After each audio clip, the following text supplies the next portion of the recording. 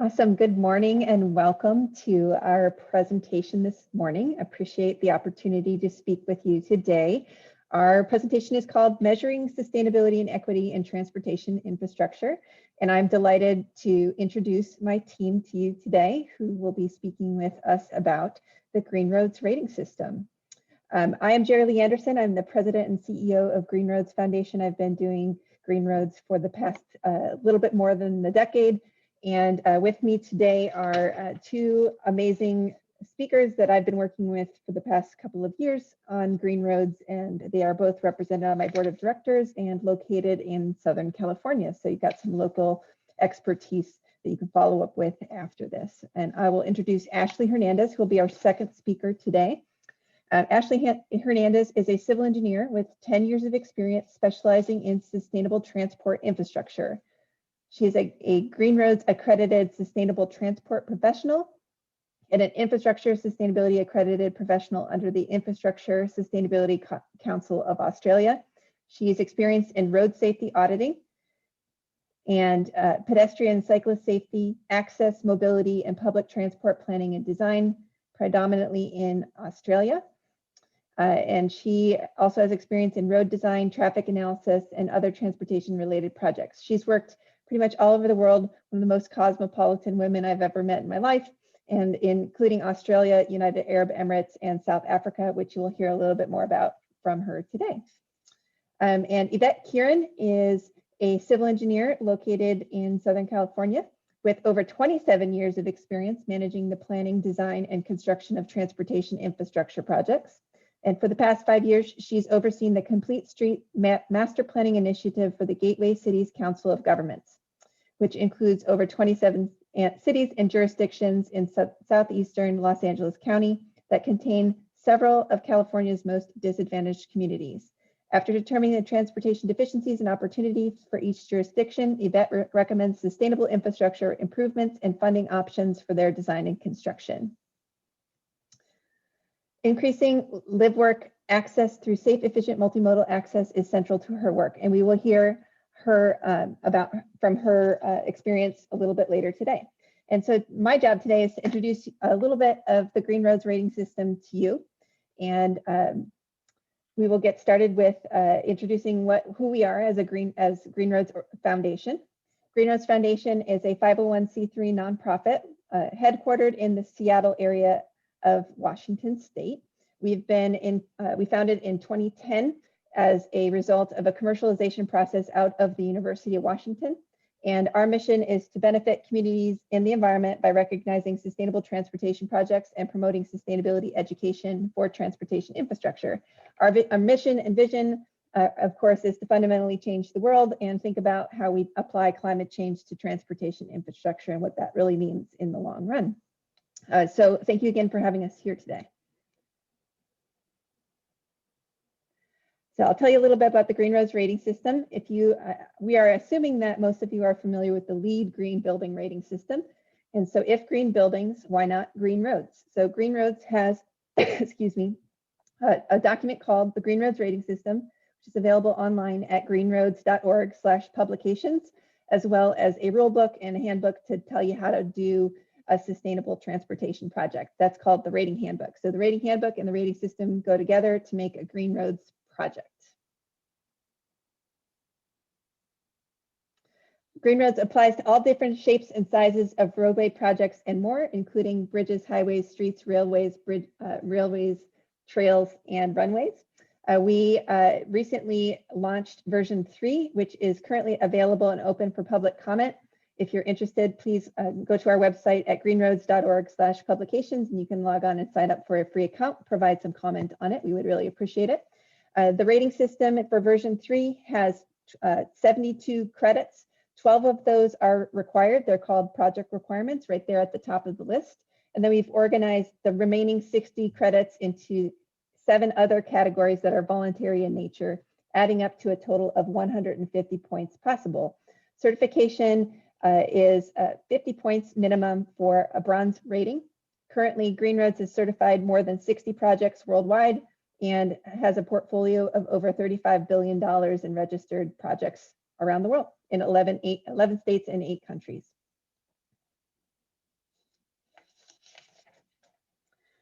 So what are the benefits of green roads projects? Similar to what we would see with green buildings, one way a rating system can be helpful is to track performance on things that communities care about, like safety, mobility, and access, which are the bread and butter of a complete streets project, complete streets, and safe and accessible transportation projects like sidewalks, bike lanes, and reliable transit access. And what the best part is that we can actually measure that with a rating system tool like Green Roads. So here's a few statistics that can help understand how we are measurably more safer, accessible, and less congested, with plenty of transportation choices to go around.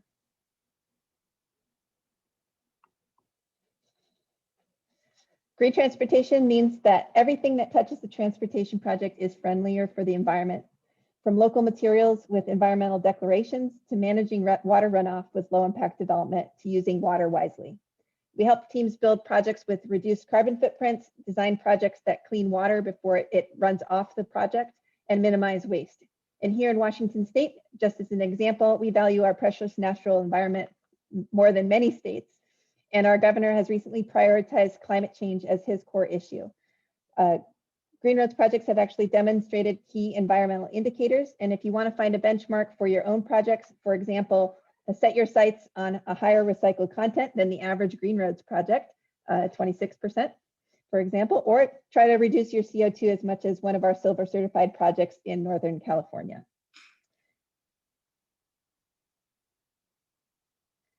As we roll into a green economic recovery, sustainable transportation will be our highlight of the show.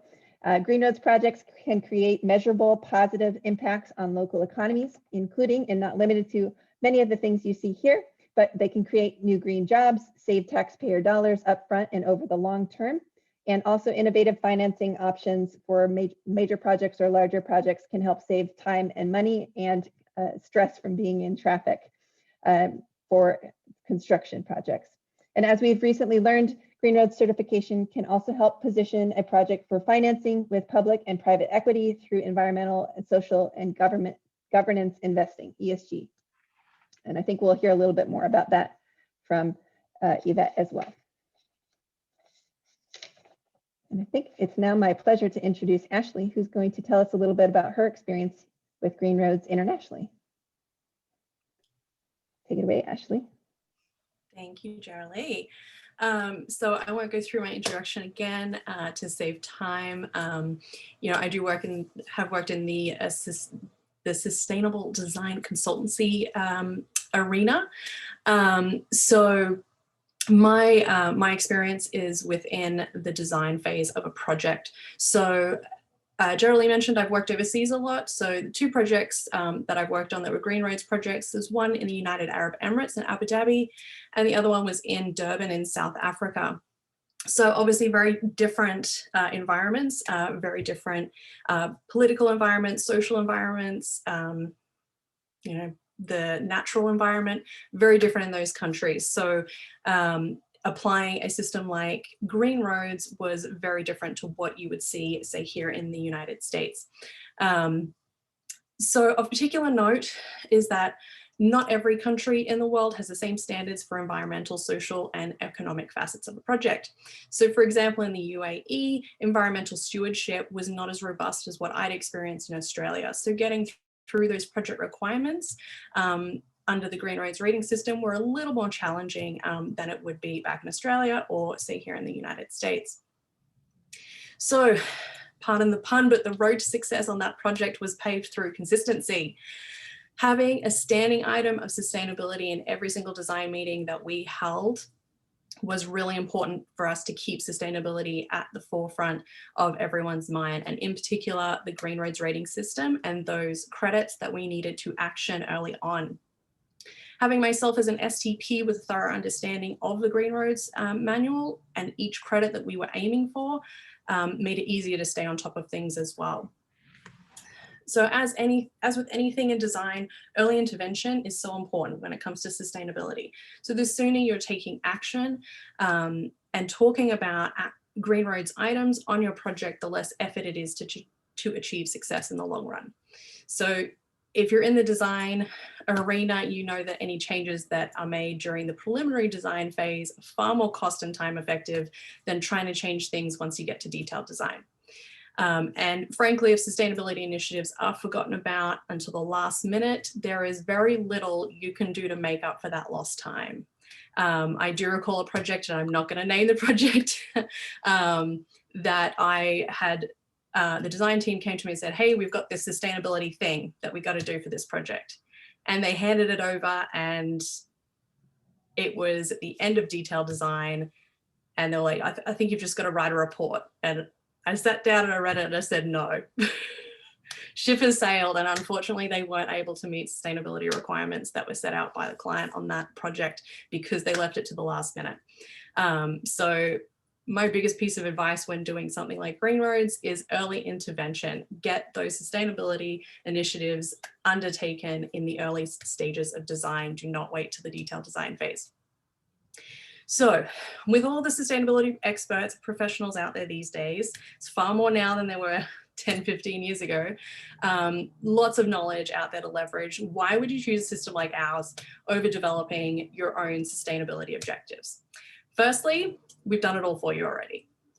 And more so, we've done it specifically for transportation projects. It can make it easy to implement sustainably in each stage of a project when you have it all laid out in front of you. Even if the team isn't as experienced in sustainability, Green Road sets it out in a very user-friendly way that you can go through item by item and tick everything off as you go.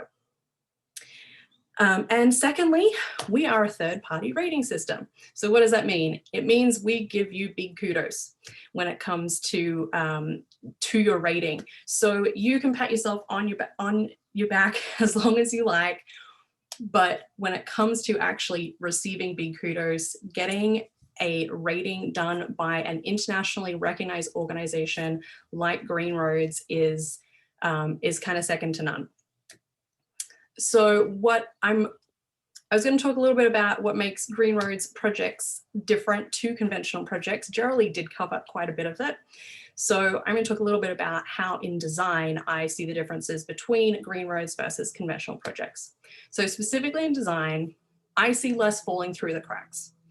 So with a common goal of sustainability across all of the disciplines, because it spans the disciplines, it tends to bring the team closer together. So there's more talk that happens between the teams.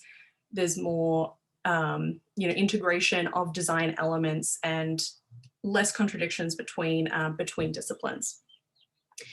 The other thing that I see is projects become better integrated with their surrounding communities. So when you go through that community consultation phase of your project, there tends to be better community support because we do things that are safer, more water conscious, providing softer landscapes, saving costs, and just making the project fit into the community in a much better way.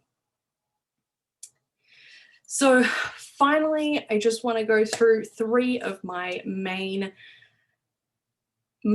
points and advice for other consultants trying to start their first sustainable or Green Roads project. Number one is to take the STP exam. We have a wonderful credential, which is the Sustainable Transport Professional Credential. It's a very accessible, low-cost exam to get that credential. Secondly is read through the rating system. As Jeralee said, we have the 3rd edition of Green Roads that is open for public comment. So please go through and read that and see what we've got coming up. And last, but certainly not least, apply for a pilot project. Our pilot project program is the best way to take the temperature of exactly what you are doing with your projects right now, and before diving into a certification, which requires a lot more effort. So if you're feeling a little trigger shy, pilot project is the perfect place to start. So I believe we'll hand over to Yvette, unless Jeralee wants to jump back in again. Thank you so much. Thank you both, Ashley and Jeralee. So I'm going to hopefully try to bring it home for us today. Thank you so much. It's my pleasure to be speaking at this event. My name is Yvette Kirrin. I'm based in Southern California. I'm the president of South Star Engineering. Our firm specializes in project management, construction management. We've managed a wide variety of projects since starting our firm in 2006, including grade separations and bridges, highways, arterials, as well as traditional design bid build and design build. I'm here to kind of talk to you today about how South Star has been evolving over the recent years, including the management and delivery of sustainable projects.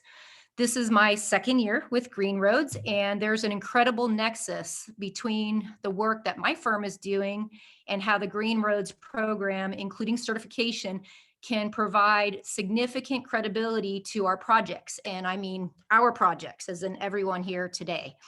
So before I go to the next slide, I'm going to talk a little bit further about the current sustainability climate, as well as some equity issues that we're observing in Southern California. Starting with my primary client that I do my day-to-day work for the most part, who I've worked for since 2012, is the Gateway Cities Council of Governments.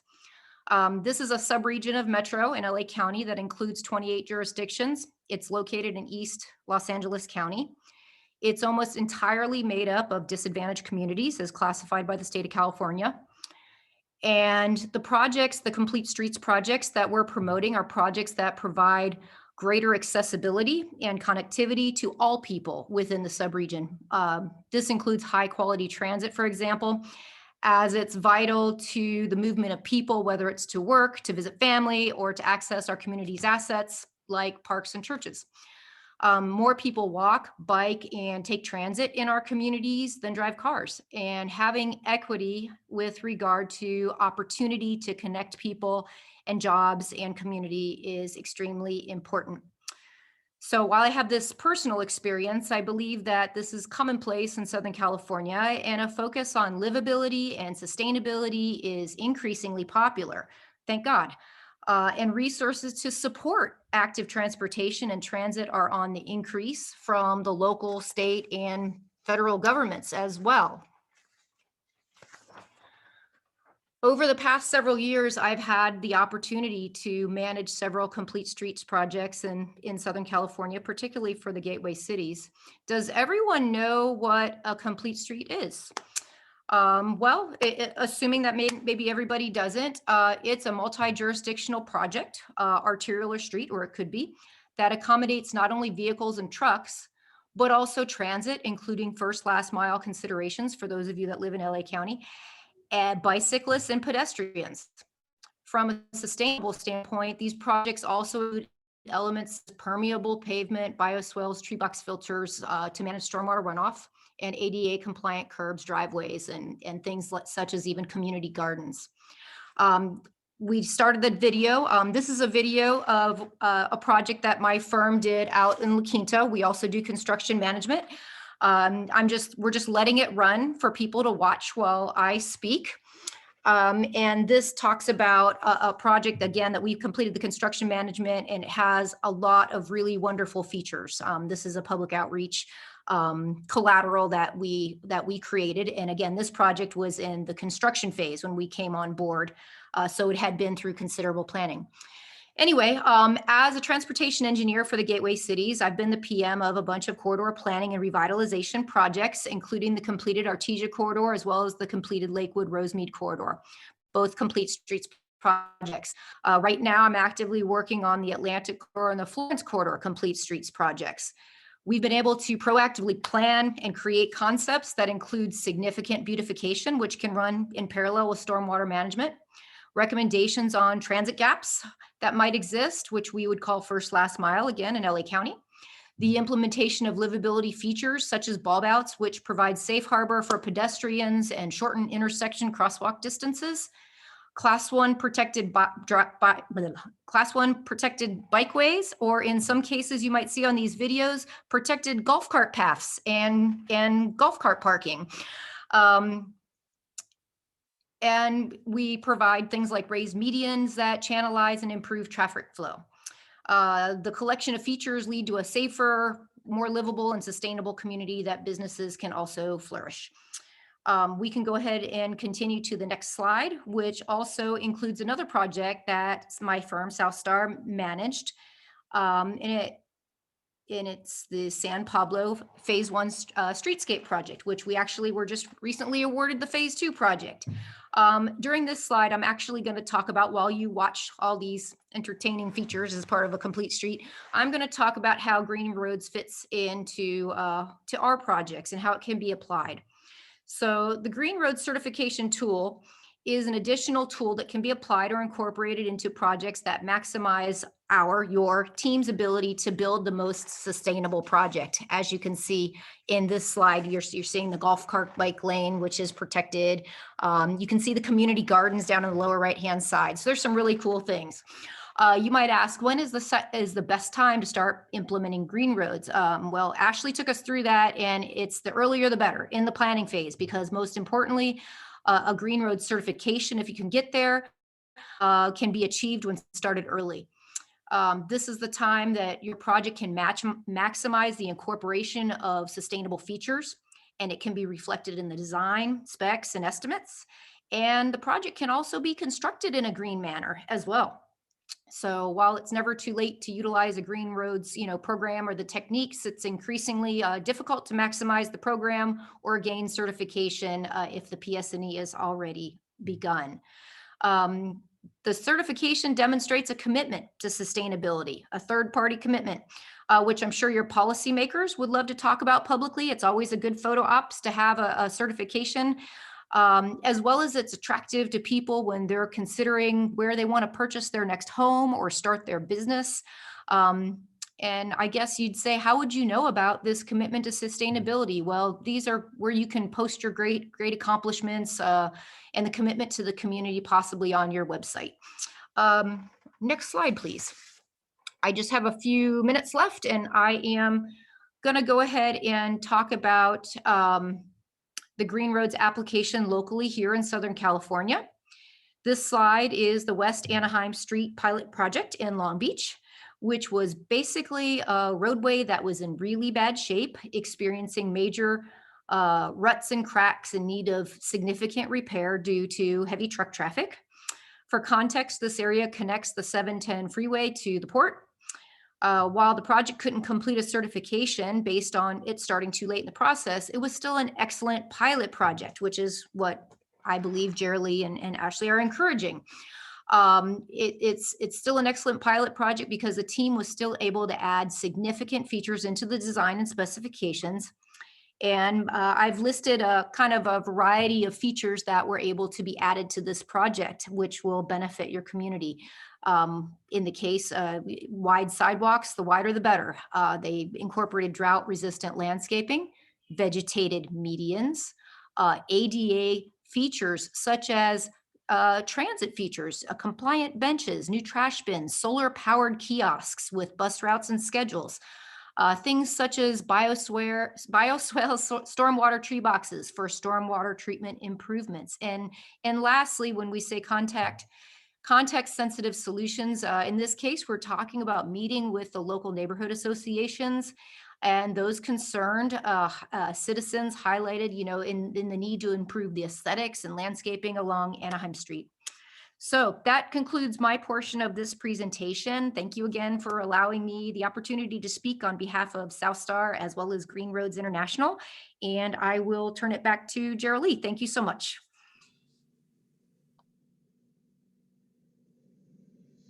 Thank you. So we heard a little bit about the design process for major highway projects internationally from Ashley, and we heard a little bit about how to prepare for design and through planning for complete streets and green roads and thinking about social equity from Yvette, as well as what those design elements might look like. So I will talk a little bit about how to engage with your construction contractor, who is likely to be the last party that you'd ever consider talking to about sustainability.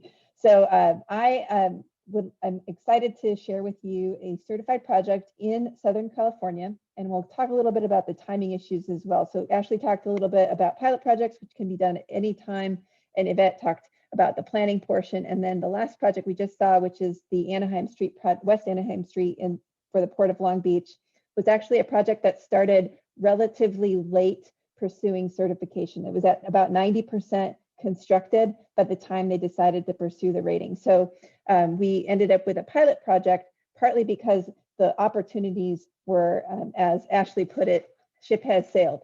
So we are really excited to share with you sort of one that kind of snuck in the door just at the last minute. And the Bristol Street project in Santa Ana, phase 2 of Bristol Street, is part of a corridor of $225 million. And the phase 2 portion was $42 million. And a couple of interesting things about the context of this particular project in general is that why is it so expensive? This is a major infrastructure project in 3 or 4 phases throughout the downtown corridor for Bristol, with OCTA as some of the project partners, and the City of Santa Ana. And I'll just mention that the contractor on this particular project was All American Asphalt. You'll see the team in a couple of pictures a little bit later on. So a scope of work for this project was widening the existing lanes, but actually transforming this section of the project into a complete streets project. So this is officially a complete streets project, and you'll see in some of the photos here, we've got some beautiful rain gardens. On that $225 million corridor, phase 2 was one of the only ones that was able to acquire the real estate in order to be able to put some of these sustainability features into the roadway.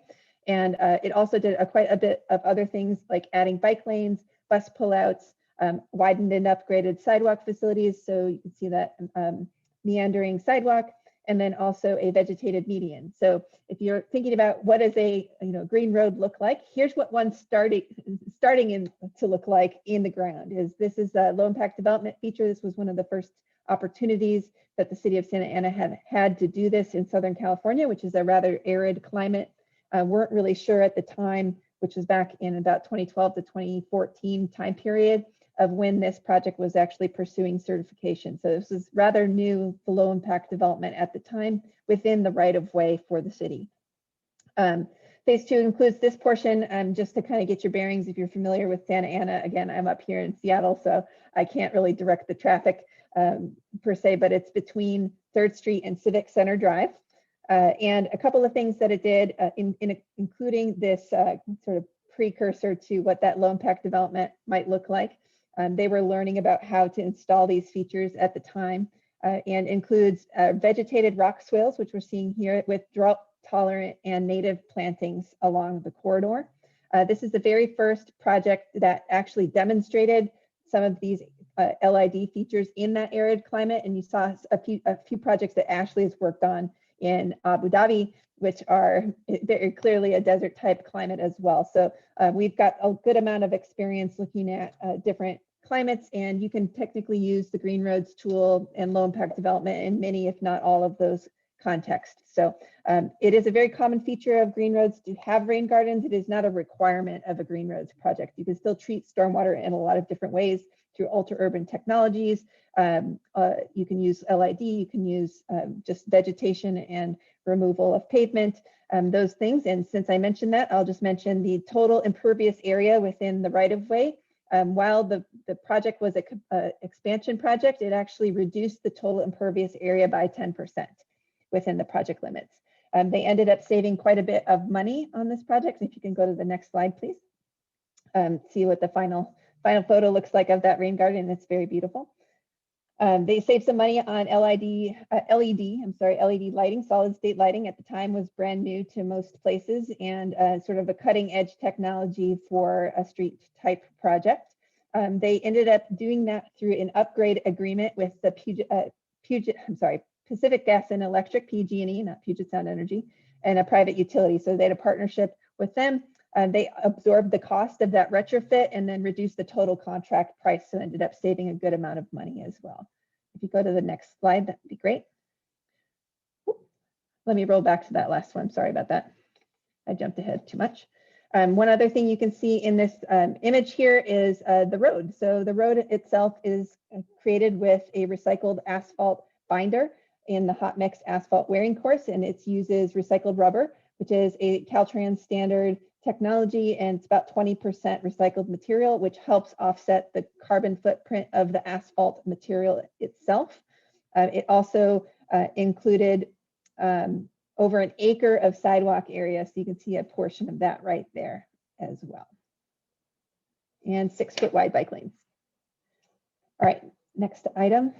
And I wanted to talk a little bit about the importance of how this team worked together. This was a project that was designed internally by the city of Santa Ana, so our public agency took the lead on it. They did have some outside landscape architecture consultants on the project, but mostly handled it themselves and then working with the contractor directly. The city, in its bid administration process, ended up doing some pretty creative things with their award of the contract, including incorporating requirements for some of our project requirements at Green Roads, so you can specify what the contractor needs to do. Green Roads is very unique in terms of a rating system. About half of the credits that are in the rating system apply to the contractor, and about half are for the designer. So it's a very balanced tool. It's almost required that it's interdisciplinary in how you achieve and approach certification. So very important part is have your contractor at the table. You can do it in both a design build and also a design bid build environment. So this is a construction team as well as the happy owner client at the end of the day. But one of the things that does make us much more different than other rating systems is that involvement and that partnership with the contractor early on. The way they did this project was very interesting. They used the force account and also an incentive structure in order to help the contractor to achieve certain points on the project, and also required some of those things. So that's a little beyond most of our teams that we work with all over the world, where sometimes, it's difficult to ask for what you want. So if you want to see sustainability, you can go through it and itemize it. You can also just say, set a broad goal overall. At the end of the day, this project is the first certified project in Southern California, and it ended up with a bronze certification under version 1.5, which was the original version of the Green Roads rating system. The construction period was about 2 years. They probably could have achieved more if they had started earlier in that design process with that tool in hand and sitting down to make sure that they had a strategic plan in order to achieve some of the goals that they ended up with at the end of the day. I think that's all I have. So with that, I think we're happy to take some questions and tell some more stories about these projects and give you a little local tour sometime. We can set that up with Ashley and Yvette, and I'll take you out. There's an In-N-Out Burger on Bristol Avenue, or Bristol Street, that has been frequented by many a Green Roads tourists. So there are, and every time I come down to Southern California, I have hankering for In-N-Out. So we are happy to take some questions on this presentation, and we really appreciate your time as well. How are we doing questions here?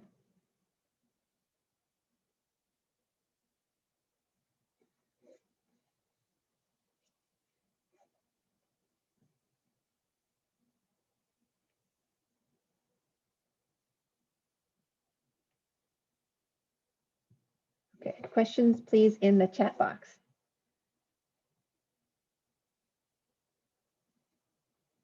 And we can read them out loud.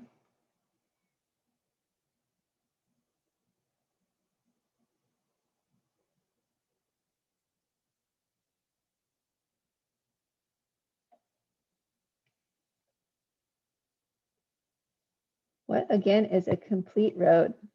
Yvette? Sure. Street.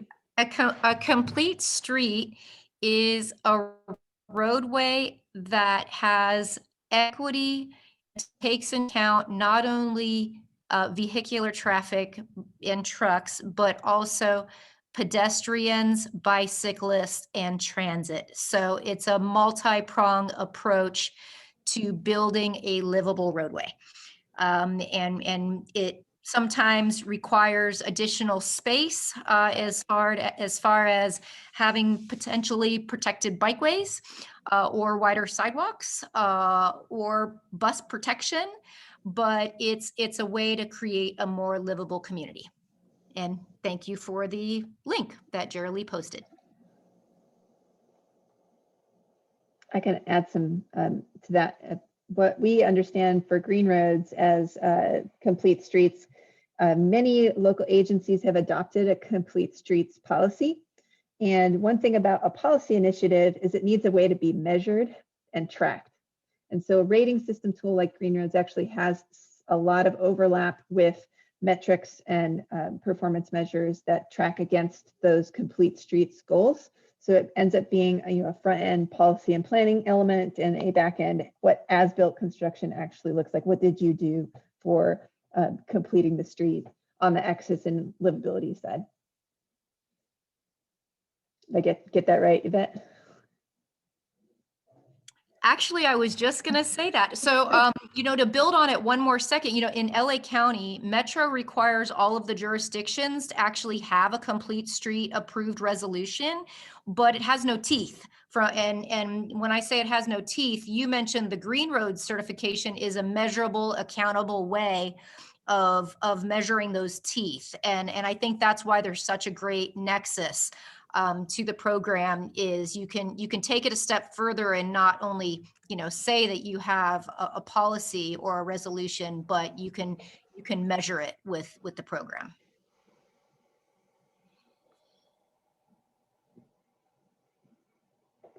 The next question should be, what is a main street highway?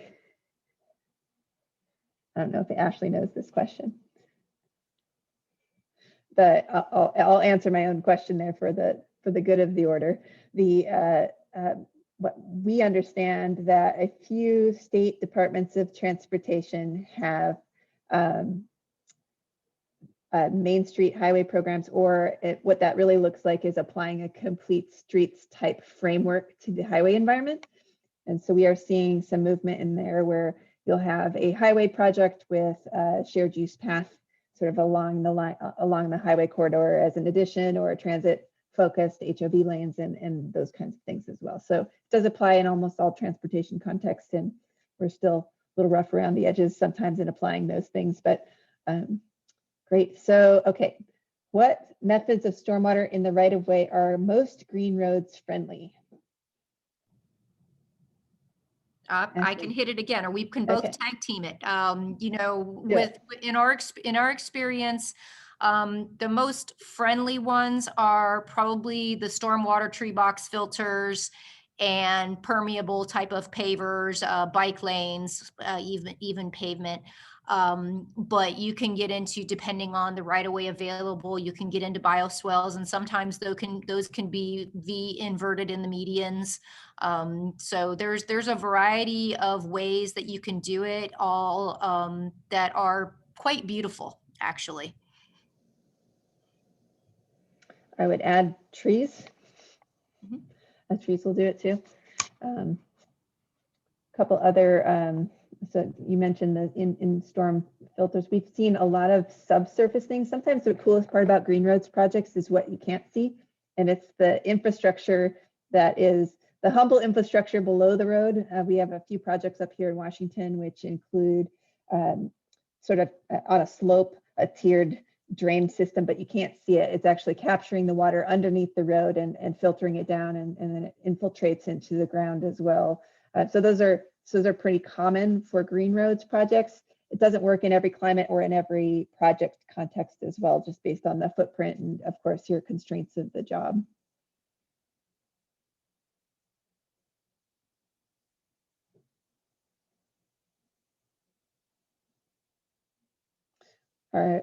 The question that I'm seeing from Drew, thank you, Drew, are the GZRD structures used by Caltrans on the 10 freeway effective or green? I am not, I'm asking because the water doesn't ever get to the neighborhood. I am not familiar with what a GZRD structure is. Yvette? Yeah, I actually don't know what it stands for either, but I'm assuming it's maybe one of the concrete collector swales that might exist near the right of way. Go ahead, and Drew, if you want to elaborate on that. Most of them are actually connected. Those types of features, they do their best to overflow water, collect contaminants at the bottom, and they flow to like the LA, the LA County or the stormwater ways of releasing. So it probably does not reach the neighborhoods, which is a good thing overall. It could be used in recycled water and irrigation, I suppose. So I don't have a direct answer on that per se, other than I do, see the stormwater collection facilities along the 10, along the 210, along the various freeways, and obviously some are greener than others.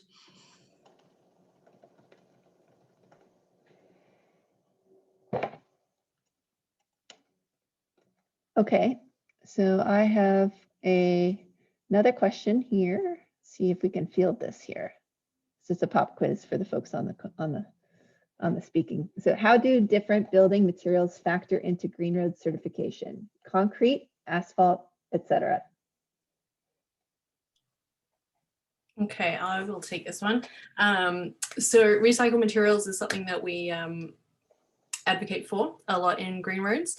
But in addition to that, we do have credits associated with life cycle assessments on a project. So longer life pavements and that sort of thing is definitely something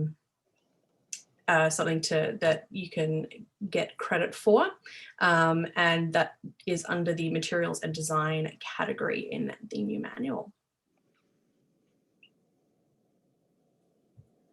And I'll point out, we don't have a favorite material. It is up to the team that the carbon footprint is measured. It's a project requirement, like Ashley said, I think. And then we hope to see that measurement happen early so that you can make some choices between the materials that you might have available, and also weigh those things with cost of the project. I will make a point to back to some of the points I was making about early intervention with respect to green roads, and that can come into material selection as well, particularly if you're doing something that's a little bit innovative that hasn't been done before. It takes time to do the testing and write the specifications, make sure it's all meeting up with what the client is after as in terms of strength and that kind of thing. So the earlier you can get in and do those testings on any new materials, the better you will come out at the rating at the end of the day. So you can't do those testings when you're about to put the pavement down on the ground. So, And there's also a couple things on sort of resource management. I'll add to the big picture for the rating system. We have waste management plans. We require resource tracking for both water and also waste. And there's also reduce, reuse, recycle. That's a big part of it. So preservation and reuse is probably one of the most sustainable methods of maintaining a road. And it usually is much less expensive as well. So we do have points available in the rating system to do that. It does depend a little bit on the project context of whether or not that's an option for the project. And then there's also been a ton of like very cool new technologies, construction methods, cold in place recycling, hot in place recycling, crack seed and overlay, a lot of different paving methods. I'm sure most of folks on this phone call or this presentation could be bored to tears about how awesome paving is. But at the same time, it is an innovative field for construction, and thinking about, compared to buildings, roads, sidewalks, bridges are very homogeneous type material projects. So for example, it's usually either asphalt or concrete, or maybe steel and concrete. So 2 to 3 materials. We're not seeing, in the LEED rating system, we have tons and tons of building products, chipboard, all of the wood from all over the world. In a road project, you're getting a lot of local materials. You're getting, aggregate, some sort of a glue or binder, and then mixing it up and putting it down so people can get from A to B. So ultimately, they're much simpler, and that tracking those materials and the supply chain side is a little bit simpler as well. So if we don't have a lot of data on it. Great question. See if we got another one here. All right, we are 5 minutes out. Are there any final questions for these three? And if not, we can do final thoughts from Ashley and Yvette.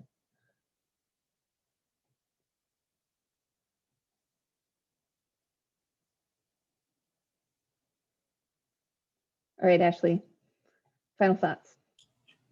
My final thoughts are please head to the website and consider taking our STP exam and getting your STP credential, and check out our new version of the rating system. Thank you, Jeralee. The link is in the chat box now. Yvette, final thoughts. Sure. My final thoughts are that this was an exciting presentation with a lot of great people I saw as participants, some of them being people I know, so hello, and that we're here to help, whether it's directly from Green Roads ourselves or as a consultant. We're here to help bring sustainable elements to your projects, no matter what jurisdiction that you're in. So thank you for having us. And I will say thank you so much to these two wonderful women who are my volunteer board of directors members. And if you are interested in supporting Green Roads, we have an amazing technical advisory council where you can make a contribution about your time. If you're a subject matter expert in transportation, if you're really just interested in learning the program, it's a great way to get together with a number of other really amazing thought leaders around the world in sustainability and sustainable transportation. In the next year or so, we're looking at this big infrastructure bill coming in, a lot of funding opportunities. And in terms of the direction of the administration, there's a lot of really great alignment with what our tool is available for. We are a nonprofit organization. We are here to partner with you and your agency and your customers and clients. So would love to hear more about you, and please do reach out to us. And thank you so much to both Yvette and Ashley for joining me today, and everybody for your time.